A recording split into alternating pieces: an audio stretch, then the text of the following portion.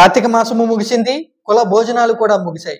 ఒకప్పుడు కార్తీక మాసంలో వనభోజనాలు అంటే కుటుంబ సభ్యులు, స్నేహితుల మధ్య జరుపుకునేవాళ్ళు.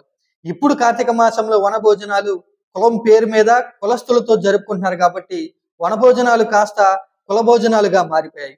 ఒకప్పుడు వనభోజనాలు అంటే ప్రకృతి, భక్తి, బంధాలు. ఇప్పుడు వనభోజనాలు అంటే కులము, గ్రూపులు, మేమే గొప్ప అని సరికొత్త అర్థం. కార్తీక మాసం వచ్చింది అంటే ప్రకృతి పిలుస్తుందని కాదు, కుల సంఘ వాట్సాప్ గ్రూపులు పిలుస్తున్నాయని అర్థం. కులాలు కాదు, కుల భోజనాలు టాప్ గేర్ లో ఉన్నాయి. పాతకాలంలో వనభోజనాలు అంటే భక్తుల పండుగ. నేటి ఆధునిక వనభోజనాలు అంటే కులాల అటెండెన్స్ రిజిస్టర్. వనభోజనాలు కాస్త కుల భోజనాలుగా మారిపోయాయని బాధపడతా ఉంటే ఇప్పుడు అవి రాజకీయ శిబిరాలుగా మారిపోయాయి.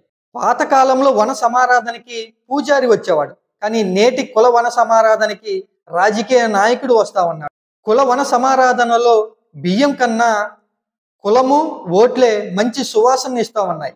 ప్రస్తుతం వనంలో భోజనాలు చేస్తుంటే దేవుడు పిలిస్తే పలకపోవచ్చేమో, కానీ నేటి కుల భోజనాలలో రాజకీయ నాయకుడిని పిలిస్తే 10 బ్యానర్లు, 20 సెల్ఫీలతో కులం నా గుండెల్లో ఉంటుంది అంటాడు.